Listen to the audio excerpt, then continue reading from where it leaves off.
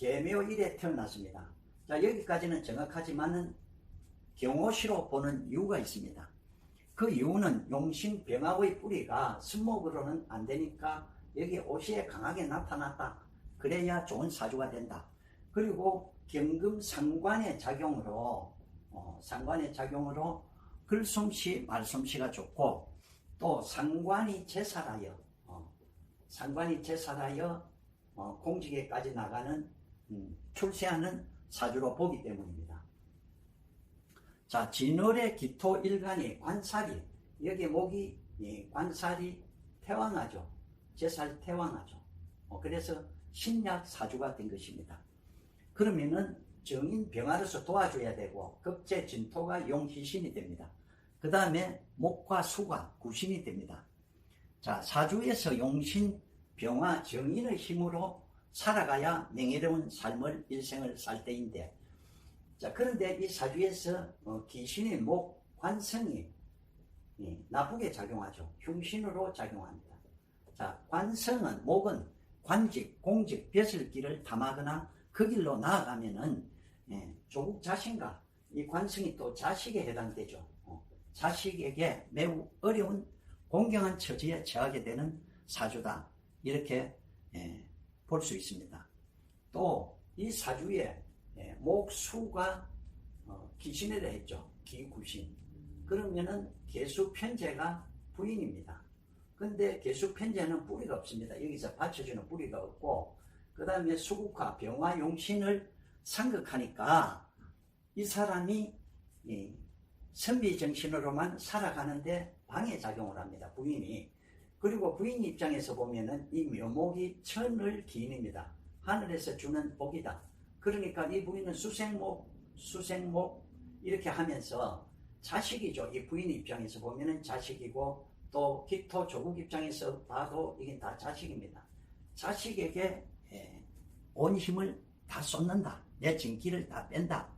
그렇게 보는 것인데, 만약에 애초에 이 귀신인 관성, 흉신의 벼슬길에 안 나가고 그냥 학교에 남았으면은 이분은 평생 존경받고 살 운명인데, 그렇지 못한 것도 이 팔자의 탓이다. 사주의 구성이 그를 가만히 놔두지 않았기 때문에 오늘의 현실에 이르다, 이래 봅니다. 자, 그러면은 조국은 언제쯤 검찰에 소환되고 영장 청구를 할는지 사주와 운의 흐름으로 한번 보겠습니다. 자, 지난 10월 14일에 조국 방송을 제가 한번 했습니다. 그때 조국 장관은 11월 달이 위험하다고 방송한 적이 있습니다. 11월은 양력으로 9일부터 11월 9일부터 12월 7일까지가 12월 6일까지가 을의 달입니다. 그럼 을의 달이 안 좋다, 이렇게 본 겁니다. 기해년과 을의 달은 이 같은 해수가 오면은 수는 나쁘게 작용을 하죠. 관을 도와주니까. 그런데 을목 편관이 오면은 목국토 해가지고 기토를 완전히 무너뜨립니다. 그리고 또 이 해수는 해묘, 이렇게 해묘해가지고 한목이 됩니다. 목으로 변합니다. 목은 관성이죠. 관성, 흉신이죠. 흉신의 작용으로 이 기토가 완전히 무너지게 된다. 그래서 11월 달을, 을의 달을 위험한 시기로 보았던 것입니다. 자, 그러면은 조국 부인 정경심을 기소하였기 때문에 다음은 조국이 수사를 받지 않느냐, 다들 언론에서 이렇게 말하고 있습니다. 자, 그럼 언제쯤 검찰에 불려나갈 것이냐. 사주의 흐름으로 보면은 지금 대운이 술대운입니다. 그럼 이 진술충하죠. 충을 해가지고 나오의 근거지를 흔들어 버립니다. 지진이 일어나죠. 이 논밭에.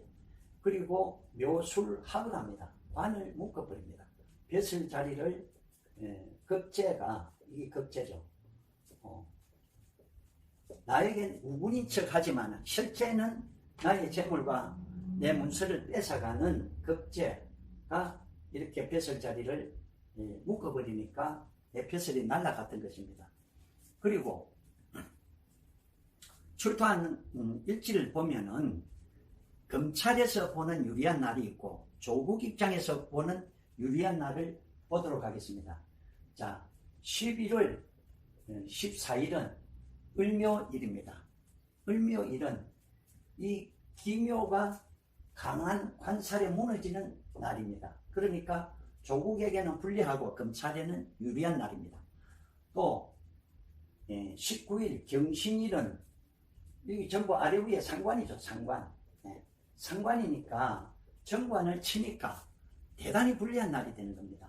그리고 20일 날 신유일은 식신이죠. 아래 위에 식신인데 이게 묘유충을 합니다. 충을 하니까 이날도 굉장히 불리한 날이 되겠습니다. 그래서 소환의 가능성이 있는 날입니다. 그리고 또 조국에게 유리한 날 15일 병진일 나의 용신 자리에 있는 이 월과 일진이 같은 날입니다. 그리고 18일 다음 주 월요일이죠. 기미일입니다. 기미일에는 신약한 사주에 힘을 강하게 실어주니까 그래도 자신감이 생기는 날이다 해서 조국에게는 유리한 날입니다. 자, 검찰과 변호인 간에 서로 간에 소환 날짜를 밀고 당기겠죠. 그래서 아마 이 날 중에서 소환하지 않느냐 이렇게 예상해 봅니다. 조국 수사의 핵심은 부인의 차명 투자, 증거인멸 의혹 등 주요 혐의가 조국 전 장관의 공직자윤리법 위반과 또 뇌물이나 증거인멸 의혹 등의 그 연결고리를 찾는 데 집중할 것이라고 말하고 있습니다.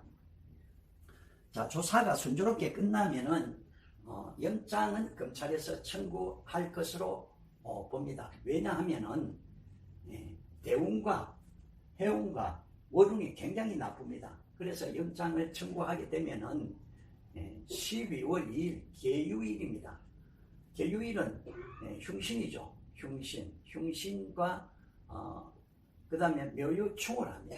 그래서 이 날이 굉장히 불리한 날이 됩니다. 그리고 12월 4일 날 을의일입니다. 을의일이니까 이게 해묘 이렇게 아까 여기처럼 이렇게 한몫하여서 관살이 또 태왕해집니다. 너무 강해지죠. 관살이 태왕해서 무차별 나를 공격하면은 기토 자신은 무너지게 되는 것입니다. 자, 그러면은 지금까지 드러난 혐의마로는 구속은 피하지 않겠나 이렇게 보지만 만약에 민정수석 재적 시절의 직권 남용 혐의가 새로 밝혀진다면은 새로운 위험에 빠지게 될 것으로 보입니다. 자, 구속이 되든 안 되든 내년은 경자연이죠. 경자연. 경자연은 상관입니다. 상관이고 편재죠. 편재운이 같이 옵니다. 같이 오면은 나의 힘을 빼니까 상관운은 절대 유리한 게 없습니다. 자, 이렇게 자묘형사랍니다. 자진합을하고 자묘형사라고 좌우충을 합니다. 그럼 내년에 이 사주 연월일 시지가 전부 충을 하고 합을 하고 흔들립니다. 그래서 소송이나 관제에서 헤어나오기가 어려운 시기다 이렇게 봅니다. 또 2021년 이거는 2020년이죠. 2021년 신축년도 매우 좋지 못하다. 용신인 병화를 이렇게 합수하여서 이 기토의 햇빛을 완전히 가리고 비가 내리게 됩니다. 그리고 또 축도와 이렇게 나오기 근거진 축질 파살합니다. 파살. 그리고 추고 이렇게 해산합니다. 장사를 했을지 궁금해집니다. 참고로 정경심 변호인 절반이 사임한다고 합니다. 검찰 출신 다수 변호인이 조만간 사임계를 제출한다고 하네요. 이재정 의원 이야기도 귀담아 들을 만한데요. 활용 정점엔 딸에 대한 기소, 검찰이 조국 딸까지 기소하는 것은 비난 자초하는 것, 검찰이 스스로의 존재 가치를 입증하기 위해서 무리하는 모습이라고 언급하기도 했습니다. 아시다시피 조국 교수님은 페이스북에 저도 조만간 검찰 조사를 받을 것, 저의 모든 것이 의심받을 것이고 제가 알지 못했거나 기억하지 못하는 일로 곤욕을 치를지도 모르겠다고 밝혔습니다. 내가 모르는 일, 검찰 좌파는 조국 교수님이 말하는 내가 모르는 일 이 부분이 계속 걸립니다. 정경심 교수의 14개 혐의 추가 기소를 보며 본인들도 모르는 일들은 검찰에 의해 14개로 혐의가 계속 늘어나는 과정을 보며 조국 교수님이 말하는 내가 모르는 일을 짐작해 봅니다. 또한 검찰은 조국 교수 딸에게 장학금을 준 노환중 부산 의료원장을 불러 조사했는데요. 이 조사는 정경심 교수가 아니라 조국 교수와 직접 관련된 수사인 것으로 확인됐다고 합니다. 조 씨는 첫 학기에 유급됐지만 다음 해부터 6학기 연속해서 모두 1,200만 원의 장학금을 받았는데요. 검찰은 이렇게 이 부분까지로 조국 교수님과 끼워 맞추는 작업을 진행 중에 있습니다. 그간 검찰이 언론에 흘린 조국 교수 계좌 추적을 통한 정 교수의 차명 주식 투자에 관여했는지 여부부터 시작해 아들 조모 씨 관련, 동생 조모 씨 관련, 유재수 전 금융위 국장 관련 등 내가 모르는 일을 하나하나 차곡차곡 좌판에 준비할지도 모릅니다. 그러나 우리는 검찰이 언론에 흘린 그리고 예정된 것처럼 보이는 조국 교수님의 기소보다 재판에 주목해야 할 것입니다. 재판을 통해 진실이 가려질 것이고 조국 교수님이 말씀하신 것처럼 외롭고 힘들고 오롯이 감당하는 그 길 뒤에는 명예회복과 함께 검찰개혁이 함께 할 것이기 때문입니다. 참고로 런던에 계신 김인수 변호사님도 조국 교수님이 올리신 글을 페이스북에 공유하기도 했는데요. 곧 윤석열은 해외에서 재판을 받을 것입니다. 오늘도 여전히 국내 언론 어디에서도 김인수 변호사님 기사는 없고 그나마 SNS와 유튜브에서 알려지고 있는 실정입니다. 언론은 정경심 14개 기소만 다루고 있습니다. 만찬 고성보다 중요했던 문 대통령님의 쐐기. 미국 합참의장은 오늘 이런 말을 했습니다. 보통의 미국인 주한 주일미군 필요성 비용으로 한일은 아주 부자 나라인데 왜 스스로 방어할 수 없는가라고 미국의 현재 국방 고위 당국자가 미국 대중 사이에 주한 주일미군 주둔 필요성과 비용에 대한 의구심이 있다는 식의 언급을 공개적으로 했습니다. 미국 국방장관의 방한과 맞물려 예상되는 방위비 분담금 대폭 증액 압박과 더불어 지소미아와 관련 미국 정부의 입장으로 풀이됩니다. 지소미아 주둔 비용 이 모두가 미국과 일본에게 필요한 것이지 우린 별로 관심 없습니다. 일본은 꿈쩍도 안 하고 있는데 계속해서 압박이 들어오고 있습니다. 황교안, 손학규 만찬 고성에 가려졌지만 문재인 대통령님은 10일 일본의 수출 규제가 먼저 풀려야 재연장을 검토해볼 수 있다는 입장을 확실히 그리고 분명히 했습니다. 대통령님이 이렇게 확실히 쐐기를 쾅쾅 박았고 한미 동맹에서 한국의 국익은 존재하는지도 생각해봐야 할 것입니다. 일부에서는 미국이 이렇게 질척될 줄 몰랐네요라는 의견도 있습니다. 미국은 내년도 방위비 분담금으로 6조 원에 달하는 금액을 제시한 것으로 알려졌는데요. 천문학적인 방위비 분담금을 내고도 일본보다는 한국을 더 압박하는 상황에서 대통령님의 지소미아는 원칙적 문제라고 강조한 쐐기는 통쾌합니다. 아베는 변하지 않았다. 3일 전에 아베는 한국을 향해서 지켜야 할 기본은 양보할 생각 없다고 다시 한국을 비판하는 것을 보면 미국이 한국보다는 일본을 압박해야 할 것입니다. 또한 아베는 문재인 대통령과 관련해서는 리더는 정치 정세와 역사를 등에 짊어진다. 곤란을 짊어지면서 일을 하고 있는 것이라고 생각한다고 별 희한한 말을 늘어놓기도 했습니다. 자유한국당은 또 열받을 것입니다. 찍소리도 못하고 부글부글하고 있을 것입니다. 오늘도 동아일보는 일본의 외무성 외교 청서 문서를 가지고 운운하고 있는 실정입니다. 노란 리본은 노무현 상징색, 공개된 기무사 세월호 문건. 기무사 관련 내용은 계속 나올수록 희한한 게 많이 나오는데요. 오마이에서는 공개된 기무사 세월호 문건을 보도했는데 세월호 이후 기무사는 세월호 노란 리본이 노무현 전 대통령을 상징하기 때문에 이것이 여론을 조성하고 지방선거에서 여당에 안 좋은 영향을 미칠 수 있다는 내용의 문건을 작성해 청와대에 보고한 것으로 드러났습니다. 참 아주 디테일하고 세밀하게 기무사는 정치적인 정보 수집을 했고 또 보고를 했습니다. 회사를 봐도 상사의 점심시간 메뉴까지 일주일별로 파악해 일보다는 의전을 중시하는 사람들이 승승장구하기도 하는데요. 참 별꼴입니다. 그럼 정리해보겠습니다. 대통령님의 지소미아 쐐기는 근래 본 소식 중에 가장 시원한 내용입니다. 미국이 연장 압박한다고 일방적으로 연장한다는 건 일부 언론에서만 나오는 이야기일 뿐 이렇게 속 시원한